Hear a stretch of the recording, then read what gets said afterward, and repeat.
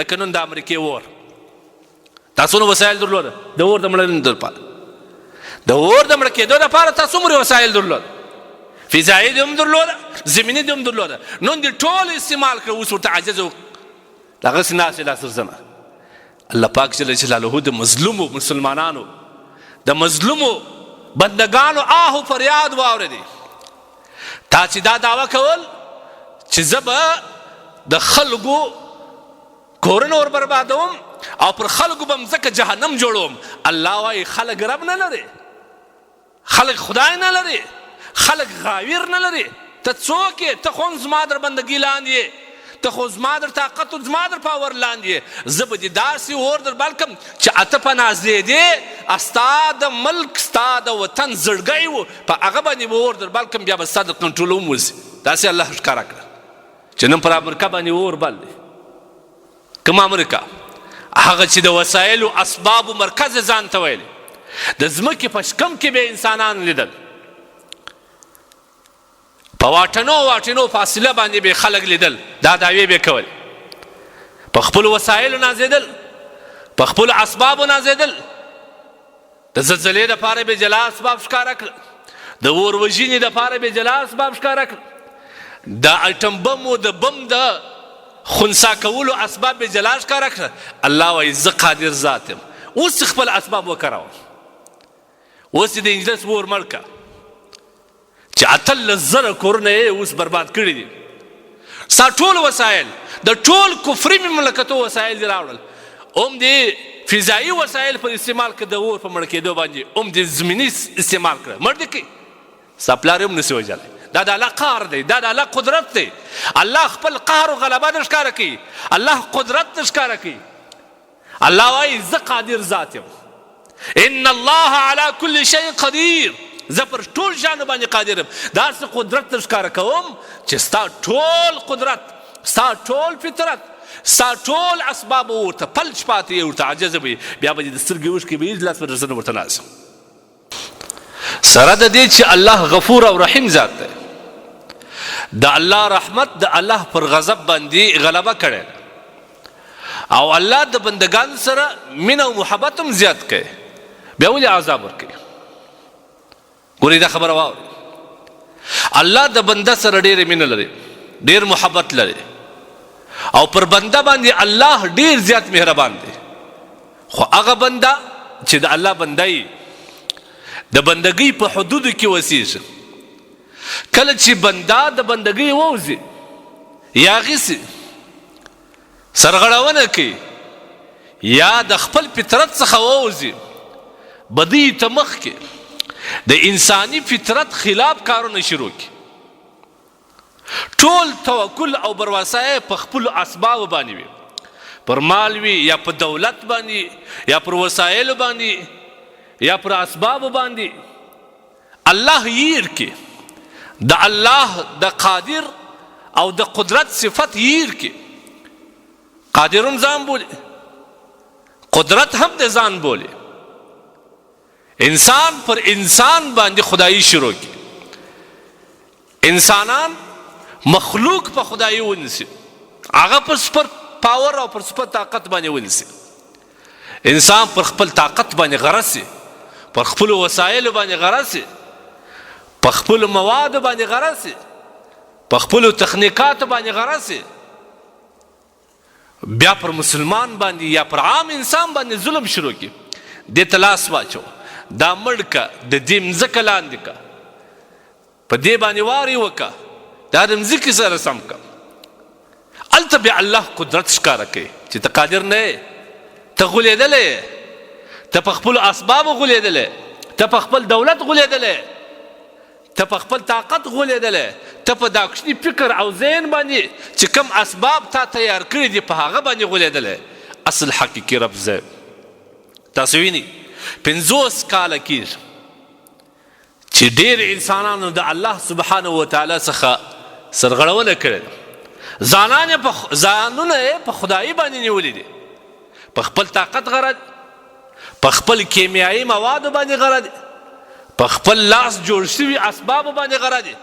کله پر دې باندې کیمیایي مواد استعمال که، کله پر دې بم استعمال که، کله دا مړ که، کله دا بې پلاره پرېږده دا معصوم بچان دا ماشومان د خاورو سره خاورې که د انسان اډوکي وویني د انسانان دا سره ګډوډې که کورونه یې ور ویجاړ که او برباد یې که دا یاغي او باغي انسانان ته بیا الله خپل طاقت ښکاره کوي. دا 50 کاله کېږي چې خپل پر نوي تهذیب باندې دا خلک غولېدلي دي د انساني فطرت څخه والله وتلی دي.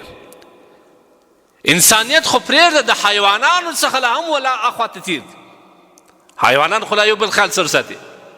دا د حیوانان نه هم بدتره دي. ظلم عوج ته رسېدلی و غصب عوج ته رسېدلی و وینې تویېدلې د ځان طاقت بلې او ځان ته یې سپر طاقت ویل په خپل کیمیایي موادو باندې به انسانان وژل خلکو ته به ځان غټ بلی په خپلو بمونو باندې په لاس جوړ شوي اسبابو باندې به دوی غره وه معصوم بچیان یې په شهادت نه ورسول مړه نه ولدل د خلکو د خولې څخه د الله الله چغې نه وتلې رب ته بیا فریاد نه کوئ هغه رب اورېدونکی ذات نه دی. ان ربي لسمیع الدعاء الله بهترین فریاد اورېدونکی نه دی.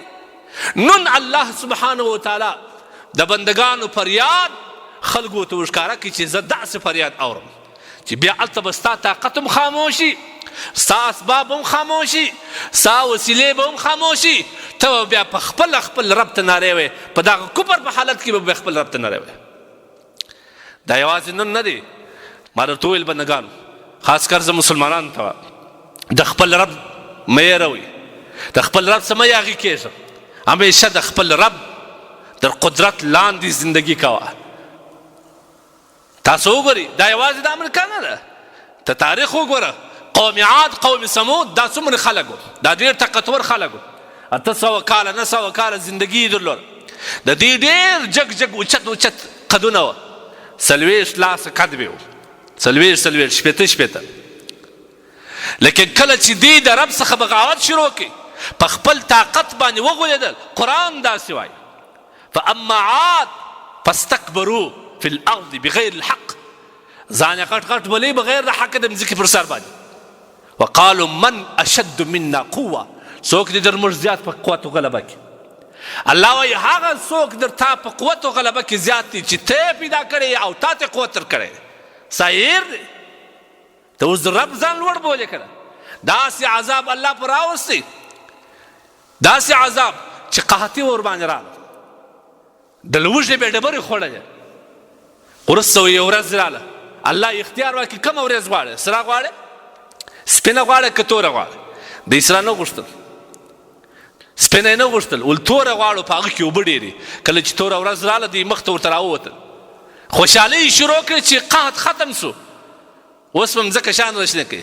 الله داسې توفاني هوا راوستې چې دا غټ انسانان بیا پورته کړل په هوا کې به د دې کوپري سره وجنګولې هلته به تباه او برباد کړه قوم فرعون در یاد کړه قوم سمود در یاد کړه دا د الله قدرت دی ولې د خدای ير کړی دی پر کومه روان یې ته نن پر خپل وسیله باندې قدرت کوي په وسایلو باندې قادر یې او په دې باندې ځان قدرت والا بولې په دې باندې غولېدلی نن الله خپل قدرت ښکاره کوي دا د الله سبحانه وتعالی سنت دی طریقه ده چې کله د بندگانو ټول دماغ واوړي د خدای څخه خدای په قدرت باندې دی قائل نه وي ټول قادر ذات چې الله دی هغه یې کې قادر امریکا بولي قادر ساينس و ټکنالوژي بولي قادر اسباب و وسایل بولي د الله سره فکر واوړي د الله سره توکل واوړي د الله سره بروسه واوړي الته الله بندگانو ته خپل قدرت ښکاره کوي. زه مؤمنان ته وایم کفار خو کفار دي د خپل رب څخه یاغیان مه جوړېږه خپل رب مه یېروه په خپل رب توکل و بروسه کوه پر خپل طاقت مه نازېږه په اولادو باندې مه نازېږه په مال او په دولت مه نازېږه په پیسو په جایدادو په موټرانو مه نازېږه پر مظلوم باندې لاس مه پورته کوه پر مظلوم باندې ظلم مه کوه الله جل جلاله داسې قادر ذات دی چې د دنیا سپر طاقت دعوا کول او ټولو دنیا هغوی ته سر په سجده سره ورته کوږ کړی و نن هغوی ته الله پاک جل جلاله هغه دنیا ته او هغوی ته په خپل الله دا ښکاره کړه چې قادر نه ته به څه شي قدرت به څه شي اسباب به څه شي زما داسې قدرت دی چې نن څلورمه د اور نه بال دی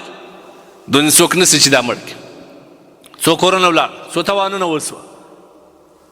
الله قادر ذات دی دا الله سبحانه وتعالی څخه سرغړونه مه کوه د بندګۍ په حدودو کې دننه اوسه کنې الله پر هر چا داسې قادر دی دا موږ ته یو عبرت دی هر واقعیت چې قرآن راخیستې ده د مخکې امتونو د هلاکت ده